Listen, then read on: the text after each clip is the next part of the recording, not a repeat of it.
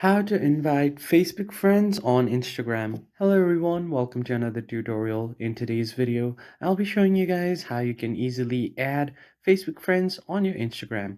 But before we get started, make sure to head down below to give this video a quick thumbs up. On that note, let's begin. So the first thing that you want to do is open up your Instagram and then make sure that you are logged into your account. Once you're logged in, the first thing you need to do is tap on your profile icon at the bottom right corner. From here, you want to head over to the hamburger menu on the top right corner.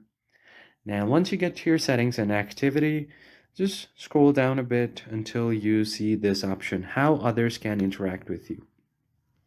On the very last option here, you will see follow and invite friends. Tap on it. You can invite via email, invite via SMS, and from here you can invite via, if you tap on it, you can select Facebook from here.